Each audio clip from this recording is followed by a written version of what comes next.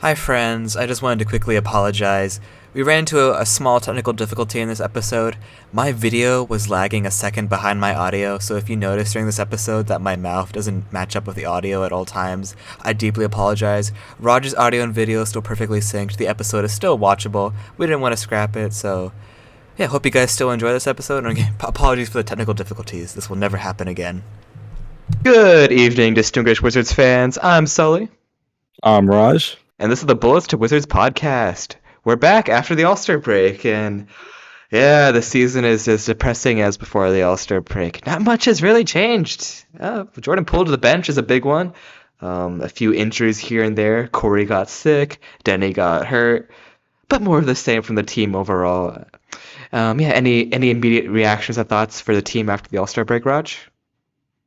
Well, my first reaction to Jordan Poole getting benched, that was like the main thing that happened. I mean, as soon as I saw that, like some Greg Finberg on Twitter, he tweeted that out. I'm like, is this real? Jordan Poole got benched? I got so excited. I was like screaming. I was like yelling at my roommate as well. I'm like, okay. And then ever since Poole got benched, I mean, he's been putting up numbers. He scored 18 in the Nuggets game. He scored 21 in the Thunder game, and he scored 31 in the Cavs game. So, I mean, after he got benched, I guess Poole may have realized something. Well, I don't know. hold your horses there. His first two games were really inefficient. He missed a lot. He was scoring, but he missed a lot of shots. Now, the Cavs game, he did finally pull it all together. But we'll go more in depth on the games after the All-Star break, and we also are going to do some fun player grades and expectations for the remainder of the season. But before that, let's quickly hit the intro music and say hi to our friend, the Wizard's Cat.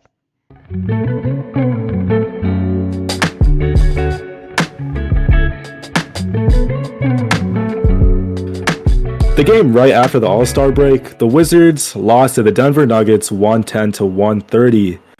I didn't watch the game, but looking at the stats, I mean, Patrick Baldwin Jr., he was kind of. I think that's the first time. PBJ is playing, and I at least I'm happy he's not just riding the bench. Like PBJ definitely has a short ceiling for what his potential is, but if he could become like a baby Davis Bertans, I would honestly be happy with that for PBJ. Prime Bertans, not like the bad Bertans that is like whatever he does now. I don't even know what team he's on. He's been moved so many times since he's left DC. But yeah, I hope PBJ has potential. I'm glad he's getting minutes. But yeah, I mean, overall, Kuzma did drop 31 that game, so it is. I feel like Kuzma is now that he has the security of truly knowing he's staying in DC.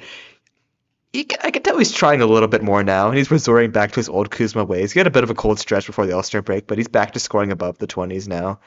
And I mean, overall, this game, Tyus had a double-double. That was nice. Eugene played. Justin Champagne got some minutes. Garbage time minutes. He did score 7, so that's nice to see. The Nuggets had control of the game since basically toward the end of the first quarter. The Nuggets were in control. Jokic literally did whatever he want. Surprisingly, there was that fun fact that Jokic has had a triple-double against every team except the Wizards, and then he finally got a triple-double against the Wizards, so he got that accomplishment down. And then Jokic that game dropped.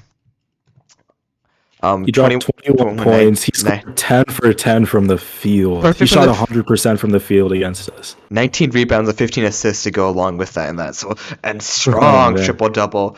And his only miss that day was from the free throw line, which is kind of funny. He's usually a really good free throw shooter. But yeah, so Jokic was in full control. MPJ also really went off against us.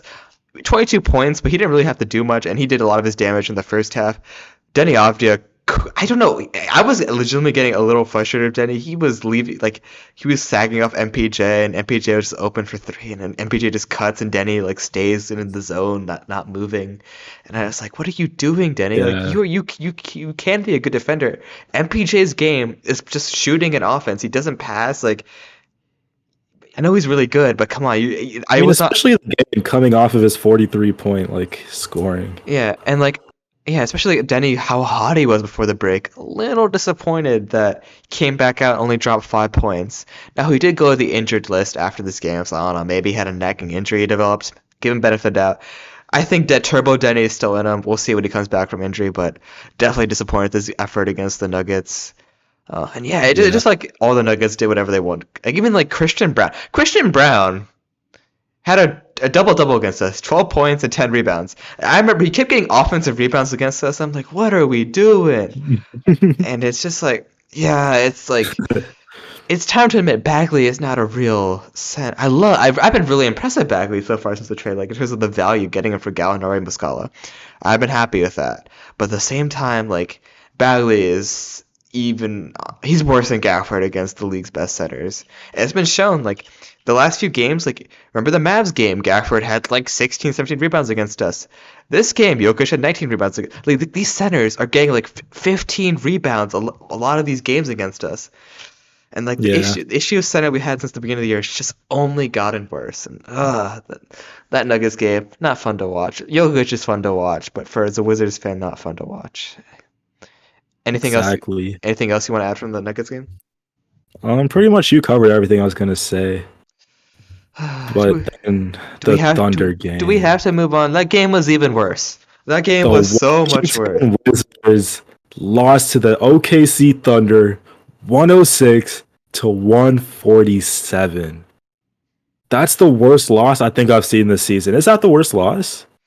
Has to be, right? I don't think we've lost. Actually, wait, hold on. That's a good question. I think it has to be. There's no way we've lost by like. It has to be. I haven't seen a score gap this wide before, ever.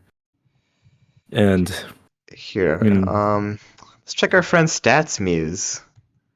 I just checked one of my favorite websites, Stat Muse, really good for looking up just NBA little facts and stats. And apparently our worst loss this season was December 11th against the Sixers. We lost by 45. So yeah, so the Thunder loss was only the second worst loss this season.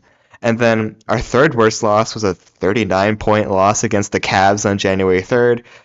We lost to the Raptors December 27th. We lost to them by 30. I was actually at that game in person. That's funny. But yeah, we've had 4 losses above 30 points this season. So we have lost in spectacular fashion multiple times this year. Yeah, so this game, Landry Shamet started for the first time. He scored 0 points. I mean, he played 19 minutes. He shot 0 for 2 from the field, 0 for 2 from 3 points. I mean, he got 3 rebounds. I don't care that he got 3 rebounds. Why are you over the Shamet stat line right now? It was just a super random start. I was expecting like Kispert to start over Shamet. I don't understand starting Shamet over Kispert at all, especially since Shamet's like older and Kispert's supposed to be the youth movement. And Kispert had decent, empty stats, huge loss, points. Empty stats. 100%, you say it with me, empty stats, but 100% empty stats. Yeah. But 20 points, yeah. Like I'd rather see. I don't know. Are we still trying to raise Shamet's trade value, like for the off season or something? Is that like something we're still worried about? Playing the veterans for future trade value? I mean, that makes the most sense if you look at it. That's still really dumb. It makes the most sense if you play the young guy. You know what I'm saying? I know, but I don't understand playing Shamet any like for. I know we are still under contract till next year, and we still could probably try to trade him the off season, but. I don't get started. Like, I don't think Shaman's going to randomly start dropping 20 as a starter. Like, his trade value is maxed out at this point. Start Corey. Start my guy, Jules Bernard. Why is he not playing? He's been in street clothes the last few games. Like, he's not even been active. Or at least, okay, I don't know.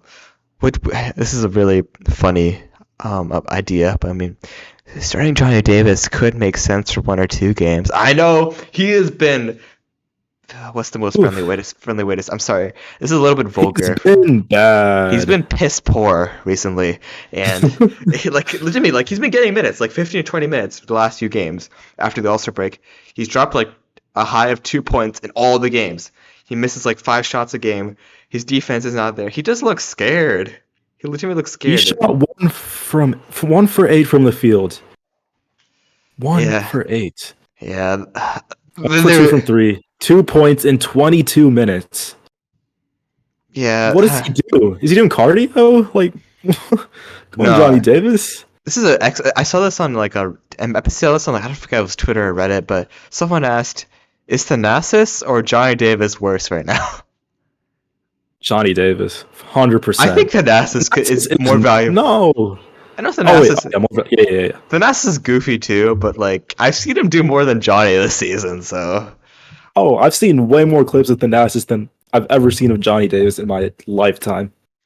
I love Johnny Davis though. Taco Bell ad, never Cool guy. forget.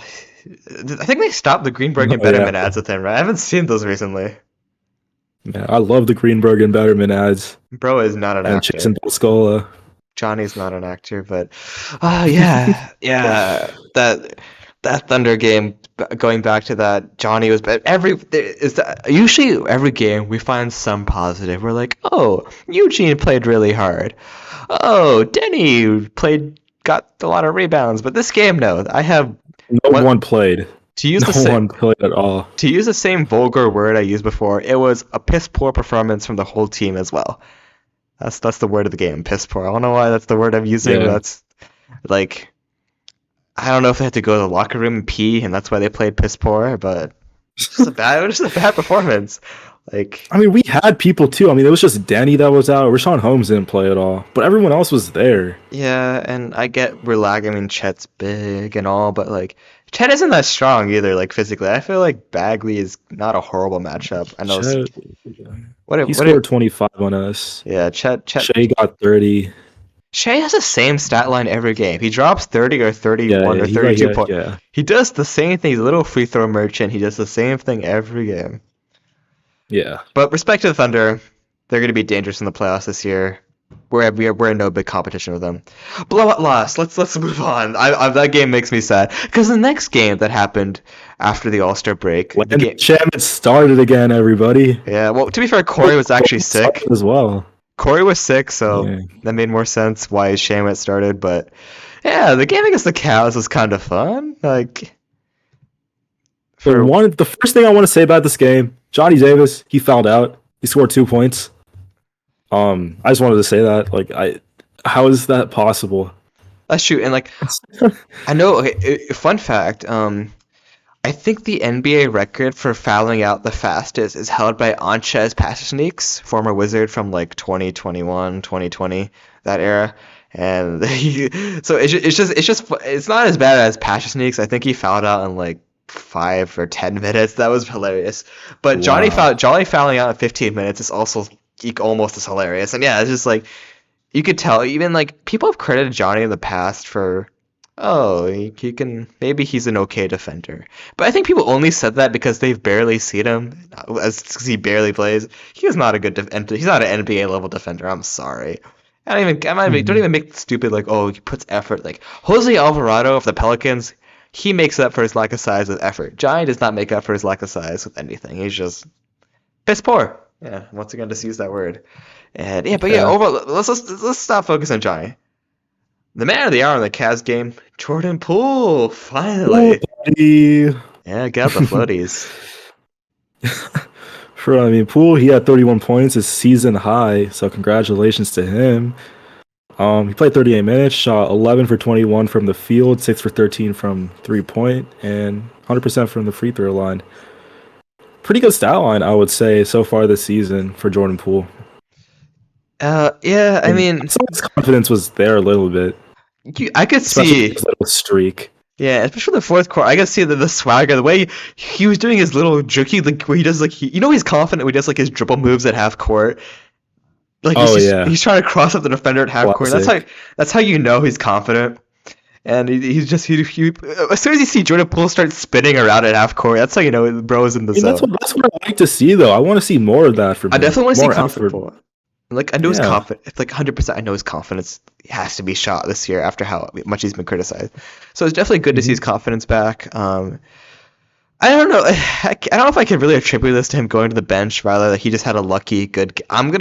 I know this sounds kind of mean, but I think he just had a lucky good game. He has too much talent not to have a random good game every month, I guess. But like I totally agree with you. like, cause he played 38 minutes. That's a lot of minutes for a sixth man. I don't really think coming off the bench did anything.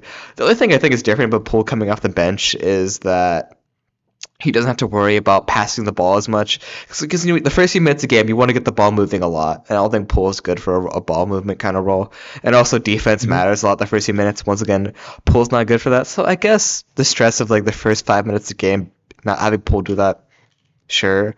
I'm not sure how Shamet's any better at that, but sure, maybe that has something to do with it. But I don't think the 6-man role is why Poole is playing well, but I think it's just he had a random good game, and I'm happy to see it. And yeah, the main thing is he was hella efficient that game.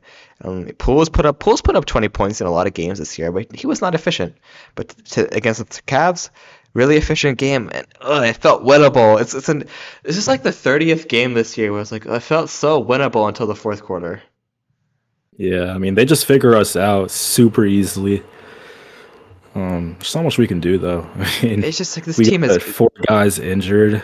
It's not even this You team have, even like- with even fully healthy. This team just has so many glaring weaknesses on Yeah, defense. yeah, The teams that are more talented than us the talent gap will always overcome the amount of effort we put. And also, to be fair, I think this is the first game. Not about the first, but it's one of like the very like 2 or 3 games this year where I think everyone put a full effort till the buzzer. Like I've seen this team, even in our best games, we check out with like 5 or 6 minutes to go. This game, did you notice we were down 10 with like a minute at like 2 minutes to go? Everyone that started trying Yeah. really. I saw Kuzma was like gasping for air. He was trying really hard. Cut it to 5. I was like, I see you guys are trying. I can notice that. I was like, hats off to you guys. Like, I know. I appreciate the effort. Like I know we would lose games, obviously, but I mean, I think it's the Keefe effect. I'm not gonna lie, the Chief Keefe effect. yeah, It has to be. like They were and- struggling out there with Wes. They were blowing 30-point leads with Wes. Everyone was like waving their white flag like in the third quarter with Wes. So huge shout out to Brian Keefe. I mean, Yeah, he's and making these guys play hard. Yeah, and like honestly, also like if the team checked out to being down 10 minutes with 2 minutes to go, I wouldn't fully blame them. They didn't have to try. There's a lot of games this year they should have tried. The Cavs game, 2 minutes to go, they didn't have to try, but they tried. And yeah, that just it just made me happy. Look, this season is losses It was are a painful. really fun game to watch. Yeah, like, losses are painful, but when they try, it at least makes it an entertaining thing to watch. And yeah, Jared Allen ate us alive. Donovan Mitchell did his little thing against us, Yeah. but you know, it's. See, how many rebounds did Jared Allen have against us? Only 12 rebounds. He had a double-double every 12 center. rebounds. It's actually, if you're a sports bettor, not saying you should or shouldn't be sports bet, but if you are, honestly, just bet on the opposing center having above 10 rebounds against the Wizards every game. Instant cash out. Trust me. Yeah. I mean, even like Evan Mobley, Karis LeVert had a. See, I don't. This is another thing. These random like small guys. Karis LeVert isn't as small as Christian Brown. Yeah, But Karis LeVert is had not double- that small. But he's not big either. He's like ball size, is the best way to put it. Yeah. Yeah. And he had a double against us, and it's like, what the heck? Why are these guys that aren't like rebounders getting doubles against us? And it's not gonna. At this point, I'm not even expecting this problem to get fixed by the end of the year, but it's just something I keep noticing that's happening. But Yeah, I mean, we're really small, so you can't really expect us to catch rebounds that often. I mean, but especially after giving up Gafford with that little Gafford-Bagley combo. I really like that little moment. those like 2 but- weeks of that, yeah. Yeah, that 2 Even- weeks of Gafford-Bagley. Even that combo got cooked, man. Even that combo got But cooked. we got rebounds with them. They did, Well, yeah. not a lot, obviously. But at least like Christian Brown would Yeah. not have gotten 10 rebounds against us if exactly. that duo. Karis LeVert would not have a double-double on us. So, I have something really random hot take pop into my mind. You're gonna get mad at me though. let's hear it. I think the worst case scenario for Bilal Coulibaly is that he becomes Karis LeVert is the worst case scenario. Hot take. If Bilal is a bust, if we can't develop him, he's gonna be Karis LeVert. Which is not horrible. It's not great. It's not horrible though. His ceiling is still like OG Anunoby. And I think there's a very good chance he gets there. But just watching Karis LeVert in that game, I don't know. They're both very long guys. And they're Yeah, both, I definitely got reminded of Bilal when watching him. and I know LeVert's not a great defender, but still, I don't know. I just feel like if Bilal fizzles out, he's not a star. He's gonna be Karis LeVert, and that's fine. But I don't think it's gonna happen. But just a random hot take I thought of, my random notes I took No, during that it game. makes sense. It makes sense. Yeah. Feel free to. We love getting comments, so feel free, even if you want to disagree with me, politely disagree with me in the comments. Like I love chatting it up with you guys, so feel free to comment it up. But yeah, I think that's a pretty good summary of the games after the All-Star break. Yeah, 2 very painful games, and then a pretty fun game against the Cavs. So Especially considering we lost to them earlier in the year by like 30 something. The fact that it was Oh, that was a really bad game. like the Yeah. fact that we had a competitive game with them now. I think wait, was that the game Jordan Poole like scored 0 points in? I think it Pretty sure it was. was, right? I'm Against the pretty sure. Cavs, yeah. So he got his get back, technically. I mean, we didn't win, Yeah. but he got season high against them. Maybe the Cavs game plan was just I don't care about Jordan Poole. And that's why Jordan Poole. Maybe JB Bickerstaff was just like don't guard Poole, and that's how Poole scored. Maybe that's it. That the scouting reports say don't guard Poole now. Maybe and he's gonna get locked for the next week. We'll see. We'll see. Maybe. Yeah.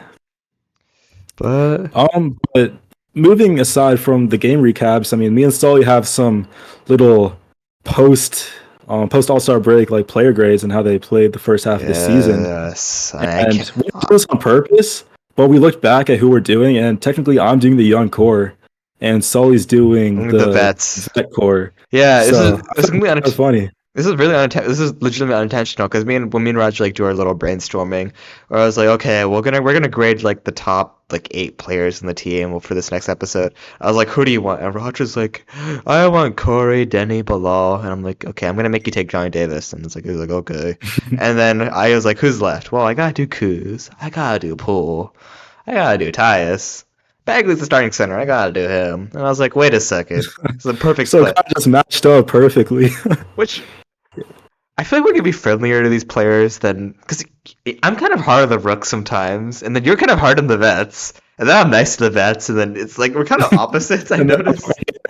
Yeah, it's kind of funny. We have different point of views from that perspective, but I think I'm not a harsh grader, but I'm fair. I'm gonna say that I was fair with my grades. I don't know about you, but Yeah, I was super honest on my grades I'm kind of scared from to my see. point of view, and honestly, any other Wizards fans' point of view. You're the number one Corey stand. Then I'm kind of scared what you graded him. You know, what, screw it. Let's start with Corey. Start with Corey. What was your Corey Kispert grade? Start with Corey. Okay, I'm gonna say the grade after I say like my stuff about Corey. All right. So, I mean, before I say anything, my rating on Corey has none of my bias involved in it because I love him so much. So everything I'm about to say is just raw observations, like anyone can agree on. So Corey Kispert, so far, he's averaging 12 points per game, 1.6 assists, and 2.5 rebounds. And the pros I have for him is that, I mean, he's obviously a sniper from behind the arc. I like to call him Big Corey. I mean, it's a Tyson Fury reference for those who know. But for those who don't, other people kind of call him Mini Klay Thompson or like Krispy Kreme Corey. I mean, we don't really have a nickname for him yet. But other than that, I mean, another pro is, I mean, he developed his cutting and driving game to the basket. I mean, that was not there last season. Like, it was there, but it's not as solidified as it was now. And his ball handling, it's gotten a little better. It's not the greatest. And I mean, his defense as well, it's also not the greatest, but he's definitely shown a bit more effort into it. And you can argue that not only Denny, but Corey Kispert is also having a somewhat breakout season. Like, obviously defensively, he's not going to be a stopper, but you see a lot more effort from him from like last season. Like, pretty much defense and ball handling were the two things that he needed to work on. And I mean, he is slowly working on it. He's shown improvements in those two categories. I mean, he gained the ability to drive to the lane and start dunking on people now. Like, Corey last season did not dunk on people that often. Now, I think he literally dunked the last game I watched. He just randomly ran to the basket, jumped up super high, bang. He did not do that last season. So who knows what he'll do in a couple of years. I mean, he's more athletic than people account him for, I would say. And he's that guy that we can like rely to knock down that 3-point shot. And for the future of Kispert, I mean, I want him to up his points per game average from 12 to 15 and just show a bit more effort on the defensive end as well. And now for the cons, I only have two things. He's still not crazy on defense. I mean, I don't know if he can get better from where he's at now. Maybe he can learn how to like steal the ball more. I mean, he's not a super tall dude, but he's not good. He's not good on defense. Like people run past him all the time. So that's a con. Another con is like I know that I said earlier we can somewhat rely on him to knock down a 3-point shot, but he doesn't do that often. So he has to be a bit more consistent offensively because he can be a little streaky at times. Like he can drop 25 a night and then drop 4 and then average 20 and then drop like 7. So just fix that and Corey has a bright future in this franchise. And now, the grade I give Corey for the season, or like the first half of the season, is a B plus. What do you think of that? Oh wait, I was gonna tell you to hold it for like 5 seconds. I was gonna insert like a Oh, drum roll sound effect. We'll do that for the next player, but okay, yeah. I mean, you said B plus. B plus. Uh, Kind of hurts. I want to give him an A because I'm a Corey stan, but no, B I plus. I'm think gonna give him a B I would plus. give him a B plus. That's hella fair, and honestly, Yeah, I'm very impressed. You controlled yourself despite your man crush on it was him. hard, really But hard. yeah, I agree with you. Like 100%. Like I don't. I'm kind of disappointed. I feel like his shooting has honestly regressed this year. Like he's shooting a No, 36. definitely has. He's shooting Yeah, 36% this year. Last year he shot 42%. So he yeah. definitely he felt a little more automatic last year. The trade-off is he has gotten a lot better at cutting this year. Like bro just randomly slashed.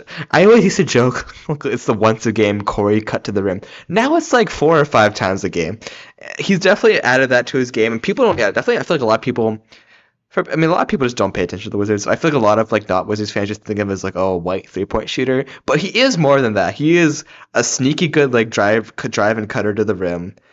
Defense, I think I do think really think he's the defense looks Yeah. worse when he's out there on the floor. Yeah. That's the only issue. Like I don't know if I like him in the fourth quarter or not because he adds shooting, but then he's like a liability on defense, and it's like I guess I like him more on defense than the alternative, which is Shamit.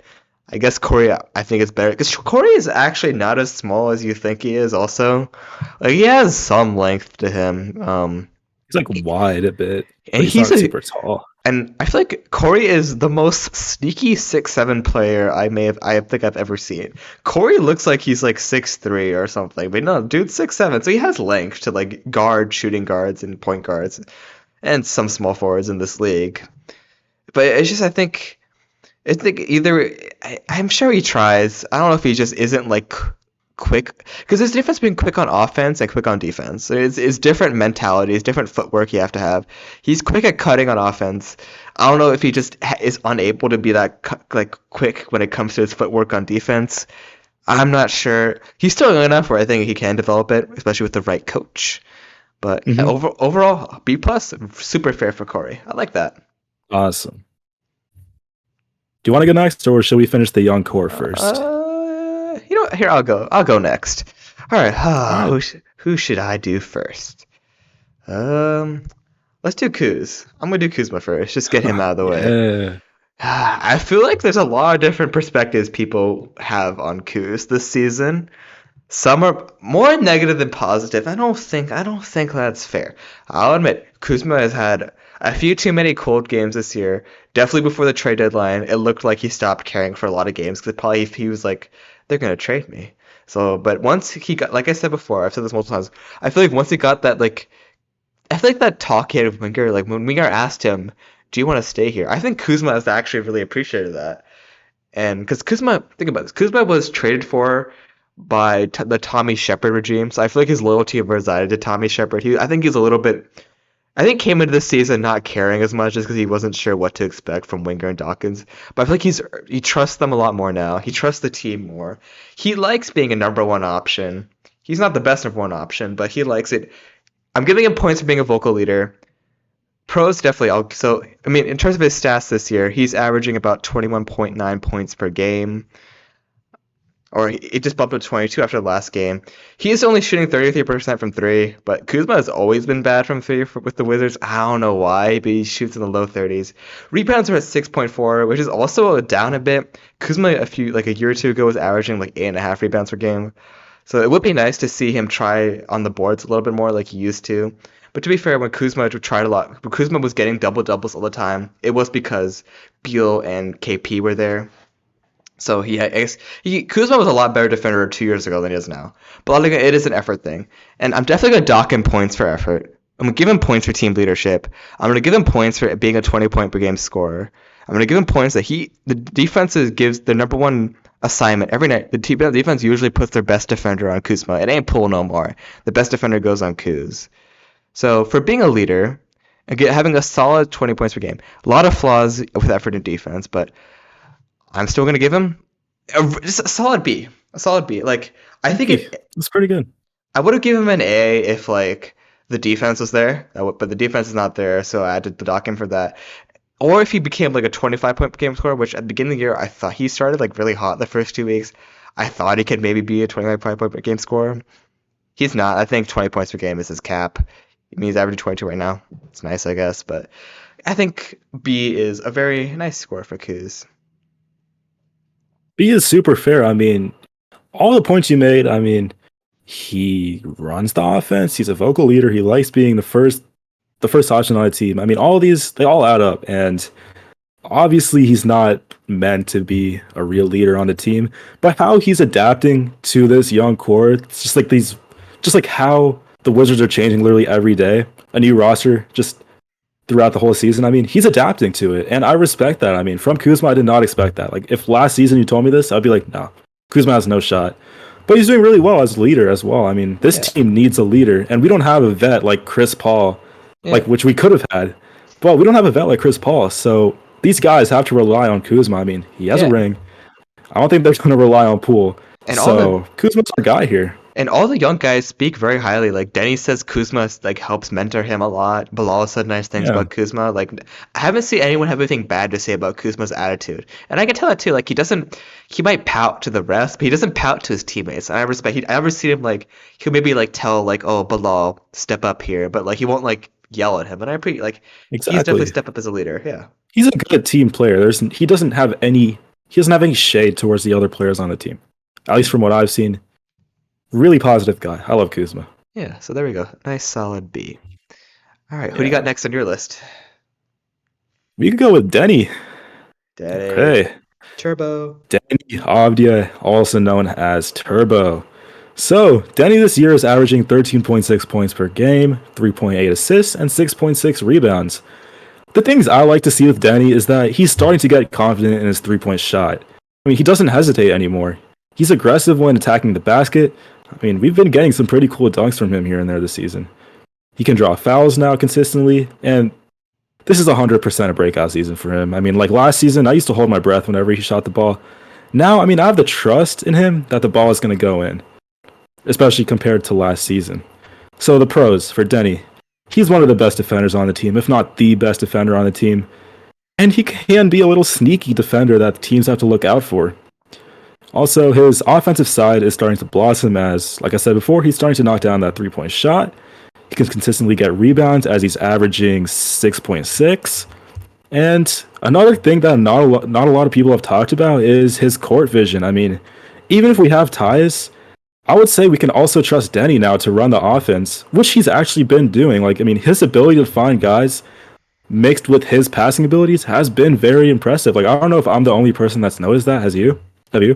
Oh, and definitely his playmaking is way better this year than previous seasons, 100%. Like 100%, he can be a playmaker on this team, and it's been fun to watch just seeing Denny run the offense. But the cons, a lot of people have said this before. I mean, he's still not. He needs to work on his left hand. It's like a really common one. I mean, And Jalen Brown's really good. He doesn't have a left hand. I guess, but Denny's not Jalen Brown. He could be though. Who knows? I wouldn't mind that. Exactly. Another thing, he doesn't shoot from mid range that often, and once he does, it's not that great. So get more consistent shooting from mid range.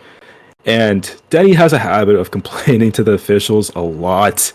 Like every time you see a foul, you see the replay, Denny goes straight to the officials and he just starts crying.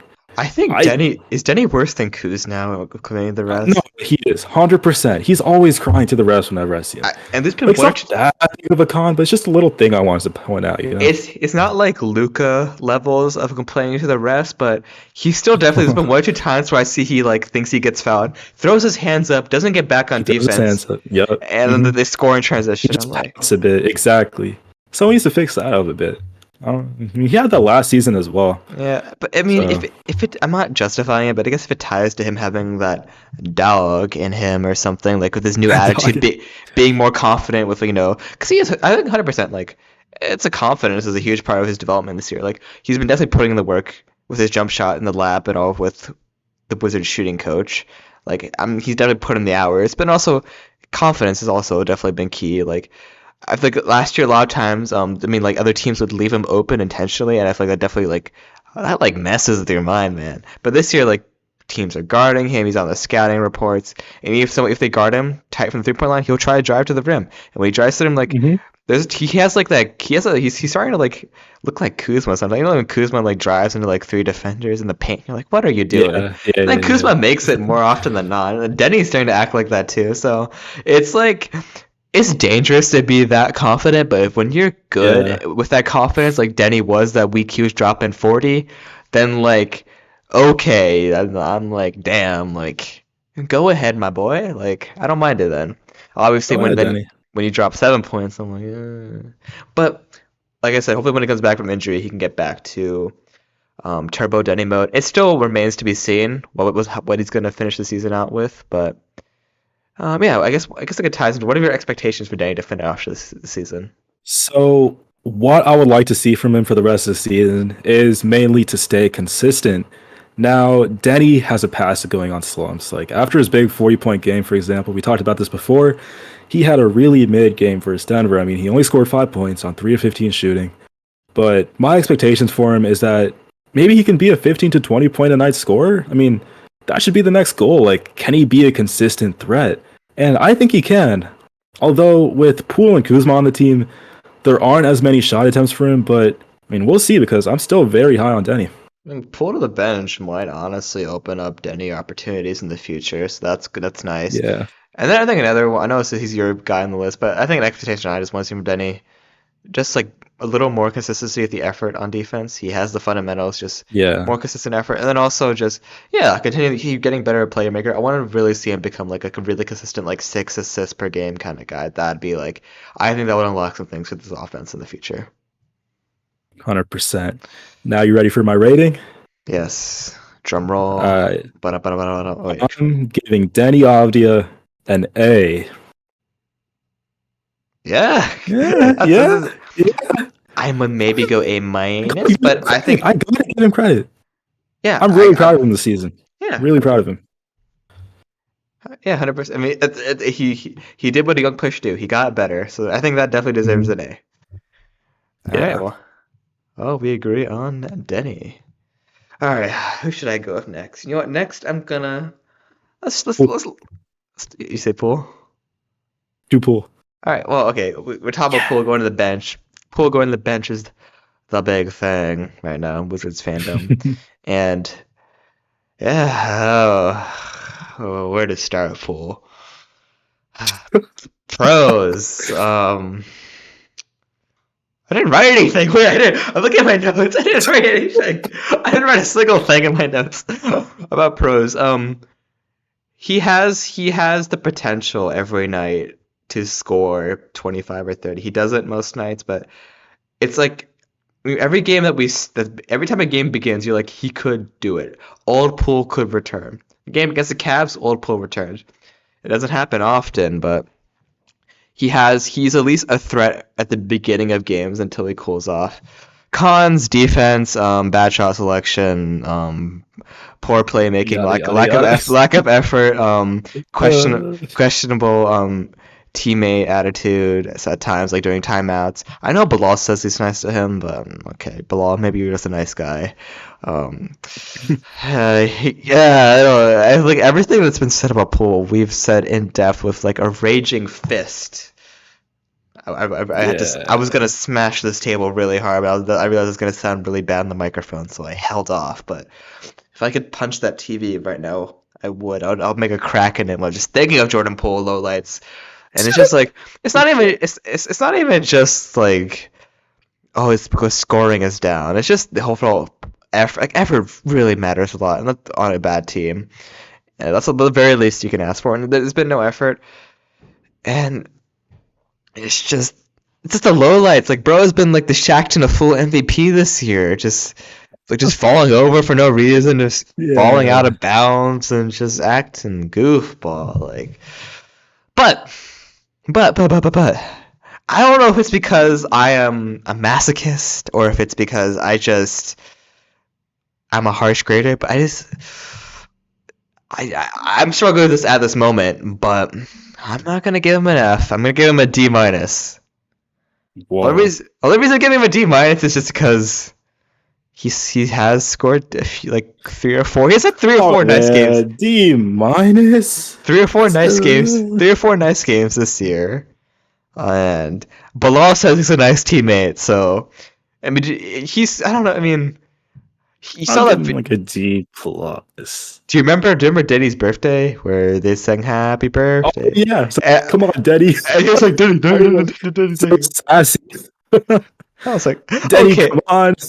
Denny, come on. Yeah. He even said he was like, come on, Denny. He said in like a weird voice too. That was so funny. Like gives me hope. Like even if he's weird during games, maybe like in the locker room he has fun with them. I don't know, but yeah, give him a D plus. Why are you giving him a D plus? I was gonna give him an F. Like that's too mean. I had to talk myself out of an F to a D minus. Oh man, okay. Everything. You're the expert. I'm not saying I'm an expert. I'm just saying, what has he done to get a D plus? I don't know. Exactly. D minus is a bit harsh, no? He has not met a single expectation we've had from this year. Not a single We one. had high expectations for him though. He doesn't even play like Poole played in Golden State last year. He's worse. Right. That was our expectations for him. Golden He wasn't State even that Poole. good in Golden State last year. I don't think they would have won the chip without Jordan Poole. No, 2 years ago, Me Poole. personally. No, Poole 2 years ago. Oh, last year Poole. Last year, Poole. Oh God. Oh I mean, God. last year's Poole still put up 20 off the bench, which is cool. But it's just like he's grounded having Curry and all that around him, Yeah. and now he's not grounded. And somehow we got worse not having those guys around him in a good system, in a team that has no real offensive system. Yet Poole is just. I think a D minus. We'll throw a D. I'm gonna put up a graphic right now. D. I gotta pull a D. All right, who's your next guy? Okay. Actually, wait, quickly. I'm gonna say Johnny Davis for last, but Okay. I have Bilal Coulibaly, also known as B Cool, which Cool. supposedly people are calling him now. I mean, Cool baby. Be cool, baby, whatever you want. Baby alien. I don't know. But I mean, Bilal so far, he's averaging Oh wait, Wembenyama's I guess he's a baby. He's baby. Yeah, so because Wemby is the alien, he's the baby alien. Okay, I see. Yeah. That's what I've heard from like rumors. I'm not a fan of it. I like Be Cool, I'm not gonna lie. Bilal Coulibaly, Be Cool. I don't like Cool Baby. I hate Cool Baby, but Chris Miller said it. Cool Baby. Chris Miller said it once, and it's stuck in my head. I think of Cool Baby every time I see him. I don't like it. It feels weird to say. Chris Miller, but yeah. Yeah, continue. Sorry to interrupt. Where was that? Yeah, he's averaging 8.3 points per game, 1.7 assists, and 4.1 rebounds. The pros. I mean, obviously defensively, he is a threat. I mean, his ability to steal and block, his long arms, and his frame. And in the long run, I can see him as an NBA all-defense guy. No? I mean, come on. His ceiling, Future Bilal, NBA all-defense, 100%. 4 or 5 years, definitely attainable if we develop him right. Yeah. And he has offensive potential because mainly he does have the ability to drive to the basket. Like, his three-point shot is a bit streaky, but he can drive to the basket. I mean, he gets dunks really easily. Super easy for him. All he has to do is put his arm up. He's long. Honestly, like I think Bilal doesn't drive enough. Like I remember he's standing in the corner. It's weird. Bilal has played opposite of his scouting report. 'Cause remember drafting him, they were like, can't shoot threes, but he can dunk. He's a run and dunk man like Giannis. But that's not. He doesn't really drive as much as he just kind of chills in the corner. And he's been better than three than we thought he would be. So that's a positive. But I like Denny. I'd like to see him take. I think a good second level for him is driving to the rim more. But I mean, those are the only cons I have for. I mean, the only pros I have for him. But the cons, I mean, he has to work on his ball handling a bit. Like, he can only do a couple of moves. Like, I can't blame him. I mean, he's not the guy that's supposed to ball handle that much. But he's just like a little bit of moves, in his bag. But it's gonna take time. It's gonna take time. I'm not like flaming him for. I'm just saying. To be fair, remember when he got drafted? There was that really scary rumor that they wanted to make him the point guard. This was before I was terrified. No, because I was like, I feel like that would have been career suicide because he would not have done. He would have been scared of that role and just like he was not. He's not a point guard. He's not. Yeah.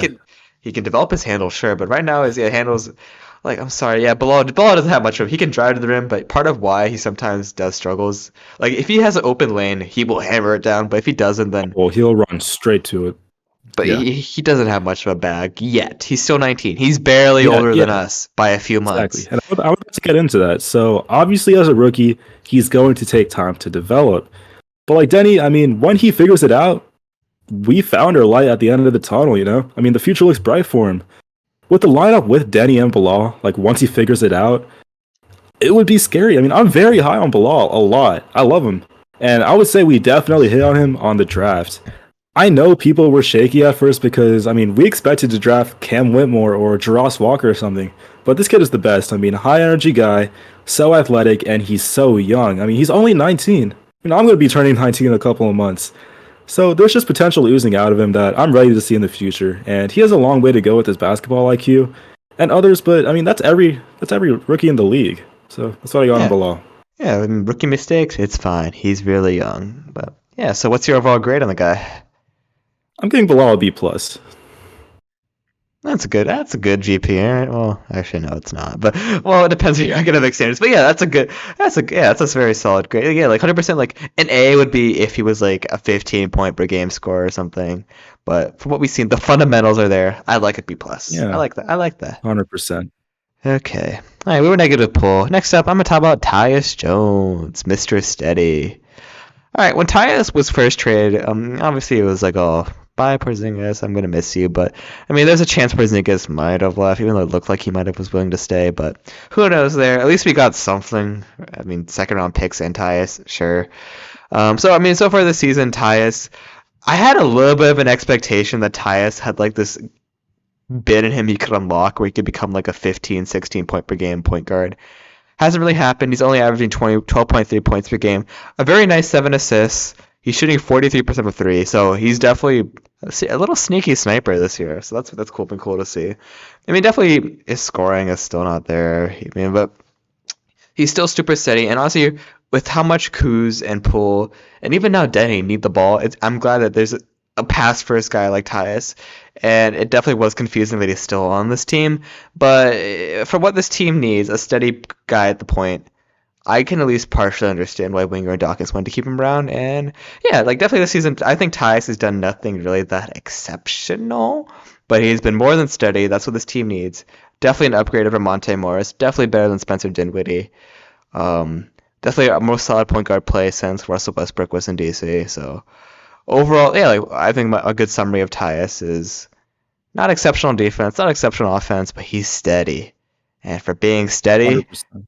being steady gets you a B, man. That's the definition of steady. B's get degrees. Yeah, I was expecting a B.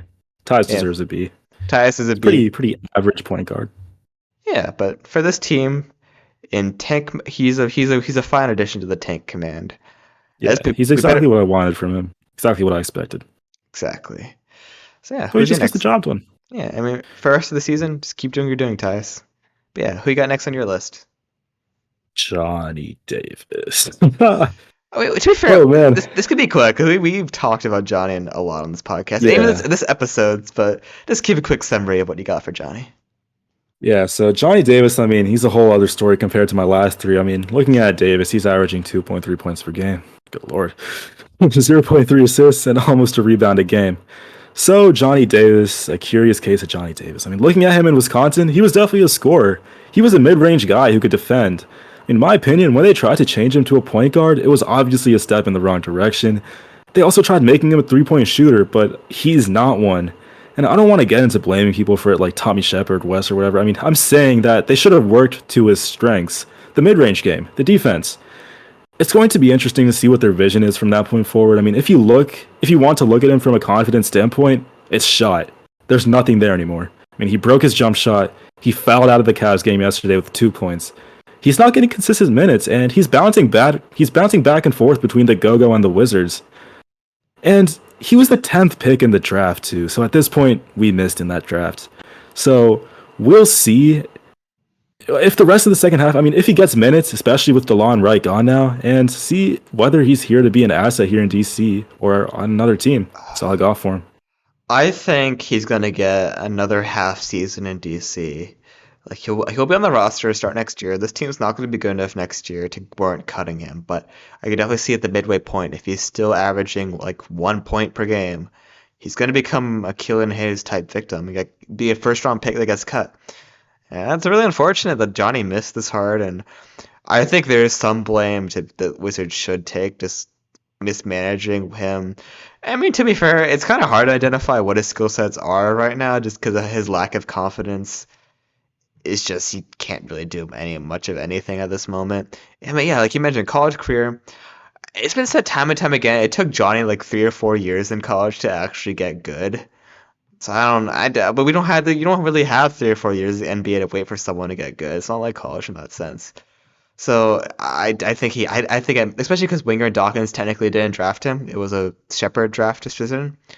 I think it's another half season on his leash and it might get cut. I mean, or either that or he becomes trade bait. Obviously, no one's going to trade for him straight up, so he might be trade bait. Mhm. But really curious Yeah. to see what the grade is here. So for the grade, I said that I can't really grade it myself, so I'm gonna need some help from you. What do you think we should grade Johnny Davis, Sully? What do you think? F. Yeah, there F. it is. I didn't want to say it myself. F. It's okay. It's okay. Johnny Davis.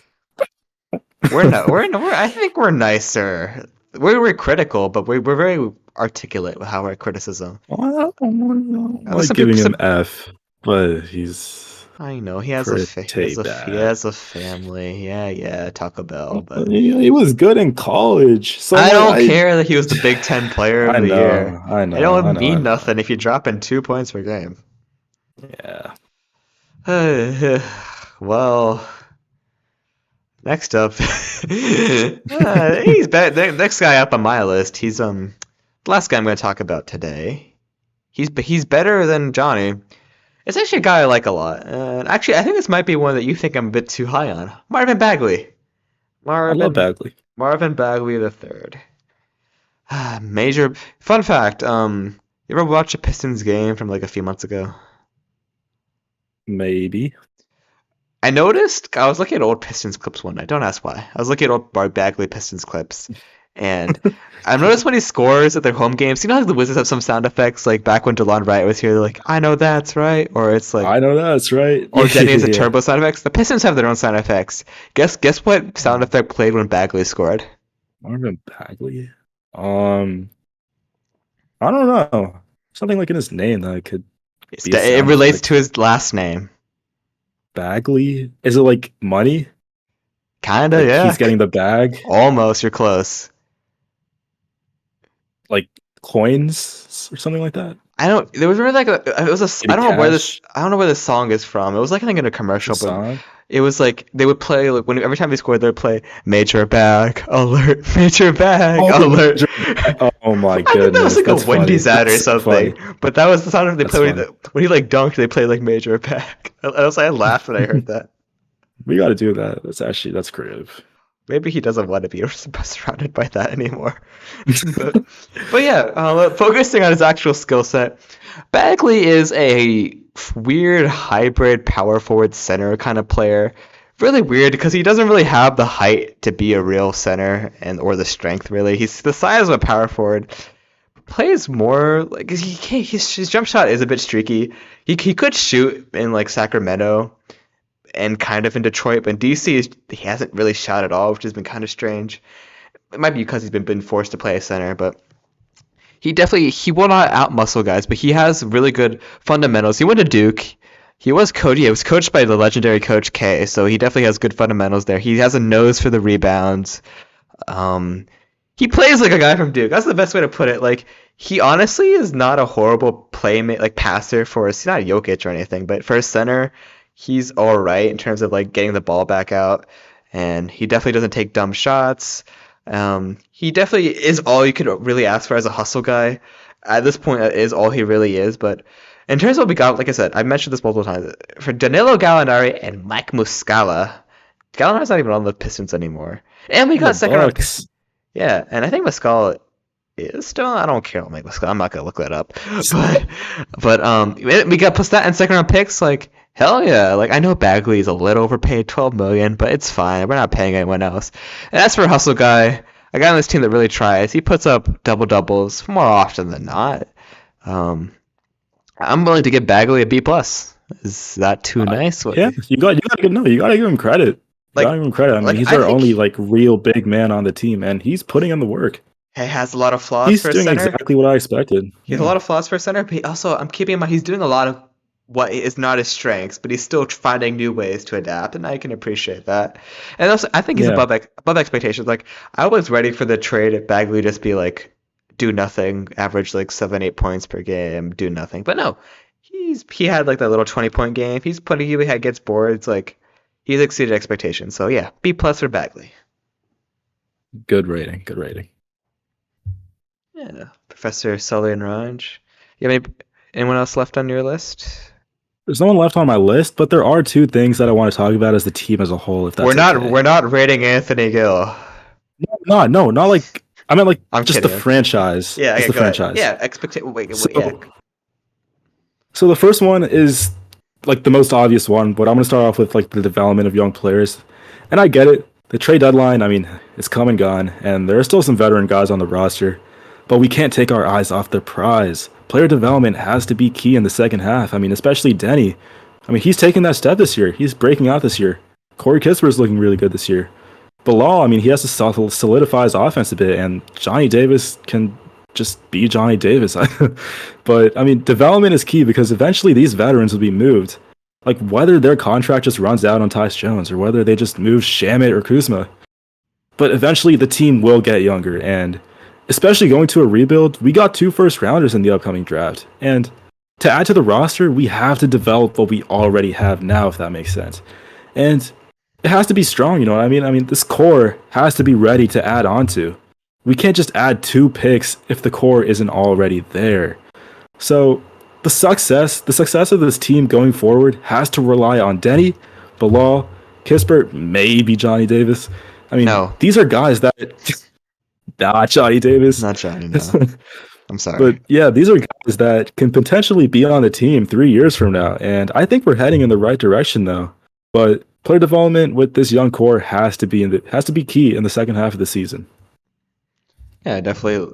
These last, we're about 25 games left in the year. Definitely, like, just want to see Bilal take one or two more steps in his development. I want to see Denny consistency, Corey consistency. I think it's a bit too much asked to ask Corey to randomly become automatic again, but just consistency from Denny and Corey is what I want to see. Definitely, I want them guys that have been around for a few years just be more consistent, and then the young guys such as a Bilal. Yeah, just you have time to develop, keep developing, but yeah, there's definitely a bright future. I don't think our success in the future is a guarantee. Still, this front office has a lot of work to do. We could still 100%. I'm Yeah, scared. it's not gonna happen instantly. And there's a scary reality where in 5 years we're still like a 25-win team. I don't know. Let's hope not. But Don't pray on that. there's also a really good reality out there where in 5 years we're like a 50-win team contending for like at the very least a second round or conference finals kind of threat. And honestly, I mean, I have faith. I have faith in the rebuild. Like, we're gonna be horrible for the next 4 or 5 years, but I think what? You think we're gonna be good next season? no. But I think like 3. I feel like 3 years? I think if the rebuild is still going on in 5 years, that means we don't know how to draft. I think 3 years is a better timetable for the rebuild. Than Winger and Dawkins, I guess. If 5 years, if we're still bad in 5 years, that means it means Bilal still hasn't become anything. It means Zachary Resacher or Cooper Flagg hasn't become anything. Then that just means something's wrong with us. So I think 4 years is better timeline. Yeah. And if that's everything you have to say about player development, I have one last thing to talk about. Go ahead. So the last thing has to do with Brian Keefe, also known as Chief Keefe. Like, I mean, you got to figure out this coaching position. It's vital. I mean, we brought out Coach Bud, so I mean, there are going to be a lot of options this offseason. Like, do you stay with Brian Keefe or do you move on? You saw like, that. I think these last couple of games of the season, I mean, it's not the most fair things to do, but it's what you have to do. You have to evaluate these last couple of games. Like, obviously, they're not going to win a lot of games, but you have to base your evaluations on Keefe somehow. Like, how is he going to develop Bilal? How is he going to get the best out of Denny? Will he get Poole back on track? Like, these are just some of the things that Wes kind of struggled with. Well, not kind of struggle. I mean, he did struggle with, but I mean, obviously, Bilal is going to have his up and down games for sure. So it's not all on Wes, but I mean, Keefe can get Bilal involved. I mean, he can really sort of motor his game and put him in the best situations to succeed with the ball in his hands, like cuts, calling plays, getting involved offensively, and not just standing in the corner like he usually does. I mean, same with Denny. Him bringing the ball up, running the offense more. Like that's where he's at his best right now. He's running the ball up. And then Jordan Poole, I mean, like you said before, I mean, maybe we can get him to lock in and focus, get better shot selection, maybe make him engaged more. Like, just or try playing him as point guard. See how that turns out. Just try all these new different things. I mean, we have 9 wins. We're not going to get anywhere. So just test out the waters.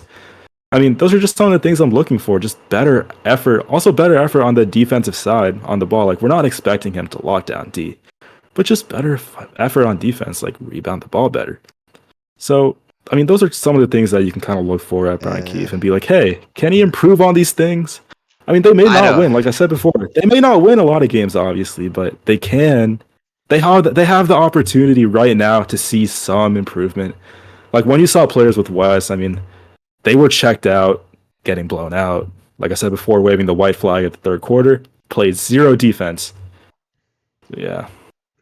I heard you say Coach Bud. I don't want Coach Bud on this team. I'm sorry. I don't want Budenholzer. I don't want Budenholzer. You saw what he did in Atlanta. I mean, he helped build them from the ground up.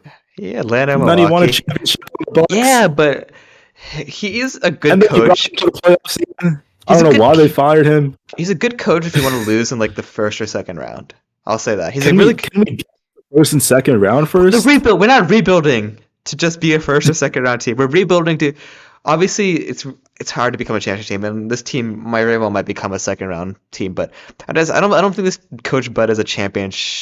I don't know. He just doesn't escalate teams like he has too many lapses of timeouts and stuff like that too in the past. It's just I've seen too many negatives that the Bucks fans and stuff have said. I want someone a little bit more fresh than Coach Bud. I don't know. Keefe is really hard to judge just because even the team sucks this last half of the year. I don't know. It's not necessarily his fault. I think Keefe has been getting both this is gonna sound really dumb, but he's been getting both too much credit and not enough credit at the same time. I think the team has been playing better under him, like just a fresh voice, better than like the apathetic Coach Wes, definitely. But then also, I feel like definitely like non-Wizards fans aren't giving enough credit for like, this team's improved play because we're still losing. But I feel like also Wizards fans are giving a bit too much credit because this team still doesn't really make that many. We still suck in like the second half. We still kind of do blow fourth quarter leads. Like I still don't really understand we just do the same. I think we could still give him some more time. The defense is the same defensive scheme we played under Coach Wes. Like. Keith is definitely a better voice, but in terms of like X's and O's, the verdict is still out. I'd be willing to give him another year or two. I would, but 100%. I'm not 100% sold on him yet. I'm like, you could. Yeah. We still have to wait. I mean, we could just recap about this at the end of the season, see how we did. I'll just say, I mean, also some guys I forgot to mention from earlier were Jared Butler and Eugene Omoruyi. I mean, they're also vital players that have to develop. I mean, Omoruyi, he's got that dog in him. He has that fight. And I would say every team needs a Eugene Omoruyi. Like, we have to see what we got in him. Same thing with Jared Butler. I mean, I'm weirdly intrigued to see what they'll do with him. I mean, in the last game, he had a pretty cool no-look pass to Rashawn Holmes. So, I think both of them can both be an asset to this team in the future. Yeah. I think a good summary of what to look for in these last 25 games. See if you can scrap together either any 10-day contract guys, these end-of-the-bench guys, see if any one of them can break out. We want to see if the vets can be more consistent, and just keep seeing the young guys develop, and just seeing if Keefe can keep them motivated, if they'll give up again. But yeah, I'm hopeful. There will be a lot of losses, but just look out for little details. Is how you enjoy Wizards games from now on. But yeah, I feel like it's a pretty good wrap for today's episode. Love spending with you as always. 100%. Yeah. I always have fun when I record these little episodes. Yeah. Honestly, what I look forward to in my day. Yeah. Honestly, like I said before, it's been awesome to see the recent mini growth in our channel. We appreciate y'all tuning in. Hope you guys enjoyed listening as much as we enjoy making it. It's really cool. It's just a basketball podcast about our favorite team. That's at the end of the day. That's why we think we're a fun podcast. We're just two guys. Well, we're two guys with a very deep level of knowledge, but we're two just like best friends that love the Wizards, and we don't, like I said before, we don't have any Woj nor ASCII level of secret info, but we think really deeply about a lot of the X's and O's and just all that kind of stuff. So yeah, thank you guys Yeah. as always for joining. Anything else you want to add, Raj, before we end? Nope. All right. Well, one more thing, guys. I don't know if you can tell, but I am recording this in a public space right now, and I'm about to be kicked out in 5 minutes. So I think it really is time that we get going. All right, Raj. Let's get into our shooting stance. All right, everybody, keep on hitting those DC DC threes. threes. All right, peace, guys. Love you. Love y'all.